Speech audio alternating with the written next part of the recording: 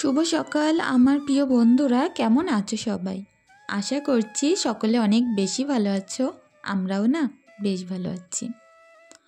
ভারতের ছোট্ট একটি গ্রাম থেকে আমি রূপা, ব্লগার রূপা চ্যানেলে সকলকে স্বাগত জানিয়ে আজকের ব্লগটি শুরু করছি।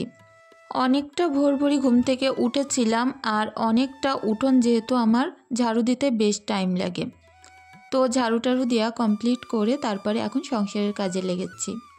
তো এখন দেখো বাসনগুলো মাজতে এসেছি, আর চারিদিকে কিন্তু খুব সুন্দর রোদ্দুরও উঠেছে। তো যেহেতু গরমের সিজন চলেই আসছে, এখন কিন্তু রোদ্দুরটা বেশ তাড়াতাড়ি আসছে। আগে যেমন বেলা হতে হতে বেশ দেরি হতো। তো যাই হোক, এই টাইমটায় কাজের কিন্তু প্রচুর চাপ থাকে, আর সবটাই মেনটেন করতে পারলেই কাজগুলো অনেক তাড়াতাড়ি হয়ে যায়। তো সুন্দর করে ছাই দিয়ে বাসনগুলো মেজে নিচ্ছি, আর মাজা হয়ে গেলে খুব সুন্দর করে পরিপাটি করে ধুয়েও নেব, তবে একটু চুপে চুপে মাজছি। তো সকালের এই টাইমটাই একটু তো হাত চালিয়ে কাজ করতে, আর দেখো কাজ করতে করতে আমার স্কচ ব্রাইটটাই পড়ে গেছে। তো তোলার চেষ্টা করছিলাম, আর খুঁজেই পাইনি। তো আবারও ঘর থেকে আরেকটা স্কচ ব্রাইট নিয়ে আসলাম, আর এটা দিয়েই কিন্তু বাসনগুলো মাজবো। যেহেতু কালির হাঁড়িকুড়ি থাকে, তো সেই কারণে একটু তারের স্কচ ব্রাইট হলে ভালো হয়। তো সেই কারণে একটা তারেরও রেখেছি, তো সেটা দিয়েই আজকে এই কাজ চালাতে হলো। তো যাই হোক, দেখো বাসনগুলো খুব সুন্দর করে মেজে নিলাম, আর ওই যে স্কচ ব্রাইটটাও একটু ধুয়ে রাখলাম।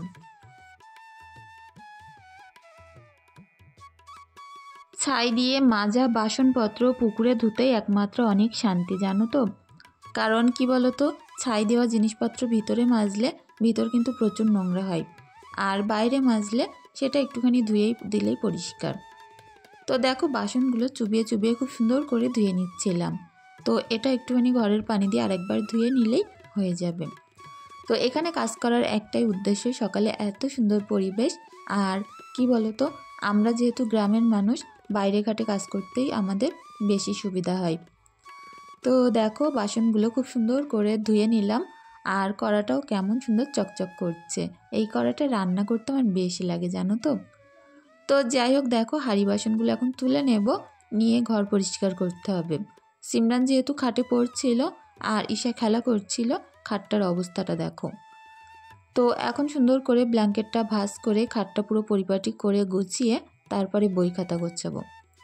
ছোট ছোট দুটো বাচ্চাকে নিয়ে সকাল থেকে এক লাগারে কাজ করতে হয় এইভাবে, তা নয় কিন্তু পরিপাটি করা কখনোই সম্ভব হতো না। আমরা কি বলতো, একটানা যদি 1 ঘন্টা কাজ করে থাকি, দেখবে অনেক কাজ হয়ে যায়। আর যদি ঢিলিমিশি করে সারা দিনও কাজ করি, আমাদের কাজ কিন্তু ফুরায় না। তো সেই কারণে সকালবেলার টাইমে কিছুটা টাইম আমি ঘরবাড়ির পেছনে দেই। আজকে ধরো ওই 40 থেকে 45 মিনিট মতো সময় দিয়েছিলাম। তার মধ্যে হয়তো স্পিডে কাজগুলো করেছিলাম বলে এতটা কাজ করে উঠতে পেরেছিলাম। সকালে বড় কাজ থেকে উঠোন ঝাড়ু দেওয়া, সেটা হয়ে গেলে কিন্তু আমার ঘরের পেছনে খুব একটা বেশি সময় দিতে হয় না। কারণ প্রত্যেক দিনের কাজ আমি প্রত্যেক দিন টাইমে করে রাখি, যার কারণে আর খুব বেশি নোংরা কিংবা অগোছালো থাকে না। যেটুখানি থাকে অল্প সময় দিলেই পরিপাটি হয়ে যায়। তো এখানটায় দেখো সিমরান ঈশার সমস্ত জিনিসপত্র বইপত্র রয়েছে, তো যার যার জায়গা মতো গুছিয়ে রাখলাম। আর এখন ওই যে এক চেয়ার পুরো জামা কাপড় ভর্তি, তো সবটাই সুন্দর করে ভাঁজ করে নেব। তো বললাম না, এক হাতে একেবারে সব কিছু করে গুছিয়ে নিতে পারলে অল্প টাইমে হয়ে যায়। আর বাক্সের ওপরে একটা বয়েম দেখতে পাচ্ছ পানি ভর্তি, ওর মধ্যেও না 2-4টে মাছ আছে। আসলে কি হয়েছিল, আগের দিন আমার বান্ধবী কিছুটা মাছ এনে দিয়েছিল সিমরান আর ঈশাকে খেলার জন্য। তো সেই মাছগুলো না একবার এ পাত্রে একবার ও পাত্রে করে রাখা হচ্ছে। আমি প্রথমে ভেবেছিলাম হয়তো বাঁচবে না, তো খাবার টাবার কিনেও এনেছিলাম। তো দেখছি বেশ অনেক দিনই হয়ে গেছে, আর বেশ 3-4টে মাছ এখনও বেঁচে আছে। আর ওই যে 4-5টা মাছ একটু খাবার বেশি দেওয়ার কারণে মারা গেছিল। তো ভাবছি এদের আজকে একটা সুন্দর জিনিস কিনে আনবো।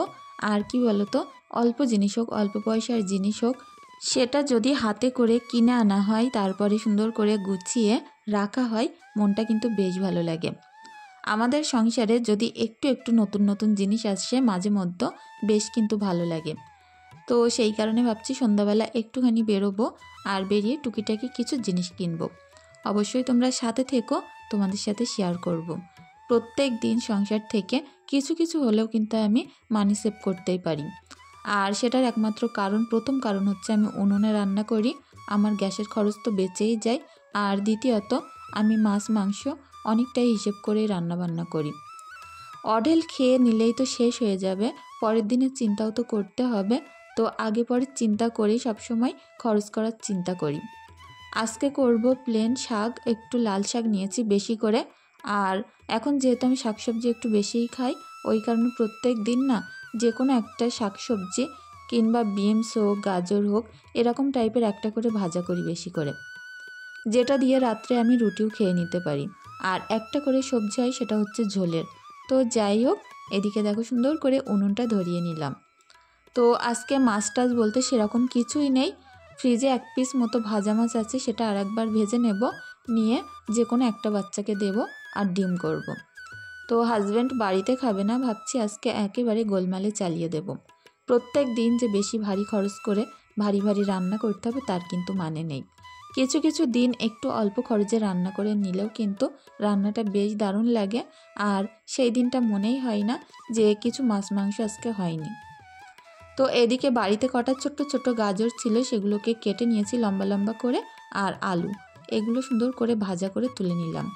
আর এই যে ডালটা করব, এটা যে এত দারুণ লাগে, তোমরা একবার এইভাবে ট্রাই করে দেখো, বেশ ভালো লাগে।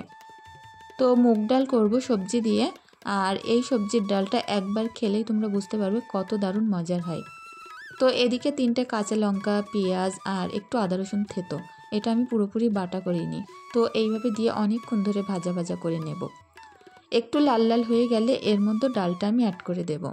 সামান্য একটু গোটা জিরে দিলাম ফ্লেভারের জন্য, আর তারপরে এই ধুয়ে রাখা ডালটা দিলাম। তো যাই হোক, এখন সুন্দর করে ডালটা একটু হালকা হালকা করে ভাজা করে নেব। আর তারপরে পর্যাপ্ত পরিমাণে পানি দিয়ে দেব সেদ্ধ হওয়ার জন্য।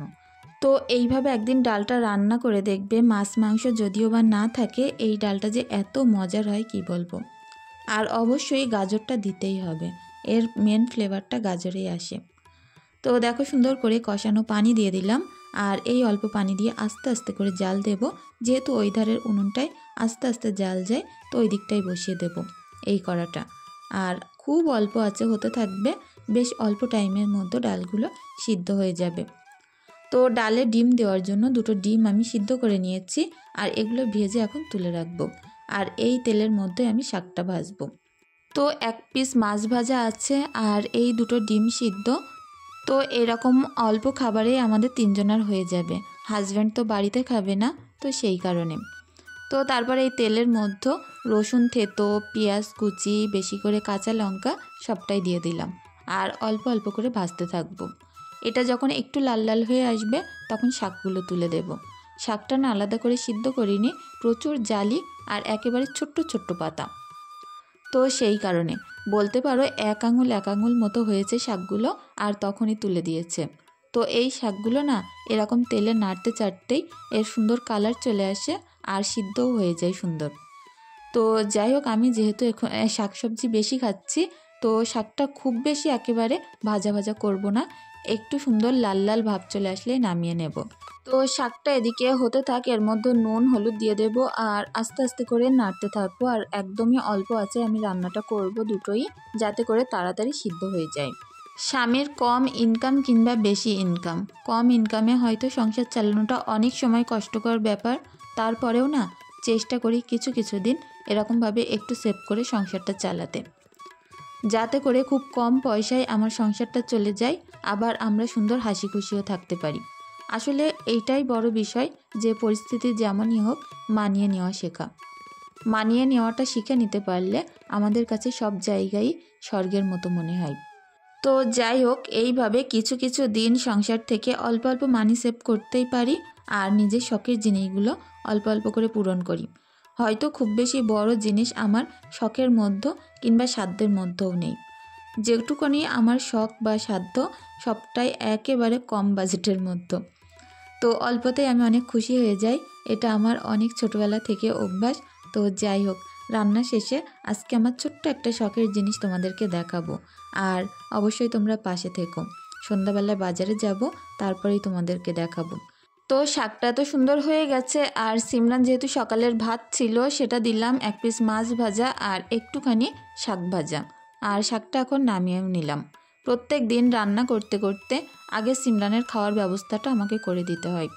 ওর যেহেতু দুপুরবেলা থেকে পড়া থাকে আর বাড়িতে আন্টি আসে, সেই কারণে না অনেক সকাল সকাল খাইয়ে ওকে পড়াগুলো কমপ্লিট করে দিতে হয়। তো দেখো রান্নাটা খুব সুন্দরভাবে হচ্ছিল আর শাকটাও তো নামিয়ে নিয়েছি, বেশ সুন্দর হয়েছে, একদম গলে পুরো নরম হয়ে গেছে। ডিম দুটো এতেই আপাতত থাক, যখন ডালটা সিদ্ধ হয়ে যাবে তখন এর মধ্যে তুলে দেব। তো ডালটা নাড়ছিলাম, মোটামুটি ওই 70% মতো গলে গেছে। আর এখন এমনভাবে নেড়ে চেড়ে গলিয়ে নেব যাতে করে 80% কি 85% সুন্দর গলে যায়। পুরোপুরি গলাবো না, কারণ এই যে মুগ ডালটা এটা পুরোপুরি গলালে ভালো লাগে না। এইবার এর মধ্যে লঙ্কার গুঁড়ো, জিরের গুঁড়ো, ধনিয়া গুঁড়ো সবটাই সুন্দর করে অ্যাড করে অল্প অল্প পরিমাণে দেব, কিন্তু সবটাই দেব। দিয়ে এইভাবে নাড়িয়ে চাড়িয়ে পুরো কষিয়ে নিয়েছি। আর দেখতেই পাচ্ছ কোনো রকম পানি কিন্তু এর তলায় নেই। এখন সুন্দর করে পানি দিয়ে দিলাম আর খুব অল্প পরিমাণে দেব। আর এই ডালটা এত দারুণ লাগে, পুরো ছক্কা ডালের মতো খেতে লাগে। তো যাই হোক, এরকম কিন্তু একটু ঘন ঘন রাখবো। আর ভাতটা যেহেতু নামানো ছিল কিছুক্ষণ, ওটা কিন্তু আমি ওই পাশে বসিয়ে দিয়েছি। ডালটা নামালেই আমার এখন হয়ে যাবে। লাস্টে এর মধ্যে একটু গরম মশলার গুঁড়ো অ্যাড করব। আর ওই যে ভাজা ডিম দুটো, ও দুটো এর মধ্যে তুলে দেব। তো তোমরা দেখে বুঝতেই পারছো ডালটা কিন্তু বেশ ঘন হয়েছে। আর নুন কম লাগছিল, একটু নুন দিয়েছি। আর লাস্টে গরম মশলাটা দিয়ে দিলাম। তো যাই হোক, কাল আমি একটা পোস্ট করেছিলাম, আমার এক বন্ধু সে জিজ্ঞাসা করেছিলে আমার কি শরীর খারাপ। তো না গো, কিছু কিছু দিন আমি অনেকটাই হিমশিম খেয়ে যাই কাজ করতে করতে। সেই দিনগুলোয় আর ভিডিও শ্যুট করা হয় না। যেমন ওই দোকানে যেতে হয়, সকালবেলা অনেক তাড়াহুড়ো করে কাজ করে বাচ্চাদের খাবার প্যাক করে গুছিয়ে সঙ্গে করে নিয়ে দোকানে চলে যেতে হয়। তো সারা দিন দোকানের থেকে এসে আর ভালো লাগে না যে কোনো কাজ ভিডিও শ্যুট করে করি, সেই সকল দিনগুলো ভিডিও স্কিপ হয়ে যায়। তো এদিকে আমি দুপুরের ভাত নিয়েছি, দেখো শাক ভাজা, অনেকগুলো স্যালাড, একটুখানি ভাত, আর এদিকে ডাল আর ডিম। তো এই হচ্ছে আজকে আমার দুপুরবেলার খাওয়া দাওয়া। খাওয়া দাওয়াটা কমপ্লিট করে তারপরে তোমাদের সঙ্গে দেখা হবে সেই সন্ধ্যাবেলা গিয়ে। তো এর মধ্যে অনেকগুলোই কাজ করেছিলাম, কিন্তু আর ভিডিও শ্যুট করা হয়নি, বিকালে অনেক কাজ থাকে। তো তারপরে দেখো সন্ধ্যাবেলা মাছ কিনতে চলে এসেছি। যেহেতু বাড়িতে 3-4টে মাছ আছে, তো যে কোনো জারে দেখবে 3-4টে মাছ দেখতে কেমন লাগে, ভাবছিলাম বড় সাইজের 2-3টে মাছ কিনবো। তো যা প্রচুর দাম, আর বললো অক্সিজেন ছাড়া বাঁচবে না। তো এই ছোট্ট একটা জার কিনেছি, যেটাতে আমার বাড়ির যে মাছ কটা আছে সেগুলো বেঁচে থাকে, আর দেখতেও ভালো লাগে ঘরটায়। তো দেখো অনেকগুলো কালারিং পাথর কিনেছি। আর এই যে একটা মাছ কিনেছি, এখানে আছে 2টো মাছ ছোট্ট ছোট্ট, আর একটা এই যে বড় মাছ। এই মাছটার কালার এত দারুণ, তোমরা না দেখলে বুঝতে পারবে না। পুরো নেভি ব্লু কালার, আর গাটা যেন চিকচিক চিকচিক একটা ভাব ছিল, বেশ ভালো লাগছিল। তুমি কত দেখো না, ওখানে ওরা একগুলি ডুবো এখন করে চলে যাচ্ছে। তাই? হ্যাঁ, মাছেরা দুষ্টুমি করছে, যতন করে চলে যাচ্ছে। তাই? আমাদের কাছে এসে চলে যাচ্ছে। মারবো মারবো, দামটা তোকে আমি মারবো। তো এই যে একটা কাচের জার, একটা নেভি ব্লু কালারের মাছ, আর 2টো ওই পাশের ছোট্ট ছোট্ট মাছ। তো এইগুলো কিনেছিলাম। আর সন্ধ্যাবেলা বলতে পারো মনটাই পুরো ভালো হয়ে গেছিলো। হয়তো শখের জিনিসগুলোর দাম অনেক কম, তারপরেও না এইগুলো কেনার পর আমার মন এত ভালো হয়ে যায় না, কি বলবো। এগুলো থেকে আমি অনেকটাই মোটিভেট হই, আর বেশ আমার মন খারাপের দিনগুলো খুব ভালো লাগে। তো দেখো মাছগুলোকে খাবার দিয়েছি, আর ওদের গাল এতটাই ছোট, প্রত্যেকটা খাবার মুখ থেকে বেরিয়ে আসছিল। তো যাই হোক বন্ধুরা, আমার ভিডিওটি কেমন লাগলো তোমরা প্লিজ কমেন্ট করে জানিও। আর অবশ্যই ভুল ত্রুটিগুলো ক্ষমা সুন্দর দৃষ্টিতে দেখার অনুরোধ রইল। তো ঈশা তো এখন মাছ নিয়েই ব্যস্ত হয়ে গেছে, আমাকে বলছে রাত্রে নাকি ও কম্বলের মধ্যে নিয়ে শোবে। তো বোঝো এতটাই দুষ্টু না, কি বলবো। তো আজকের ভিডিওটি এখানেই শেষ করছি। সকলে অনেক ভালো থেকো।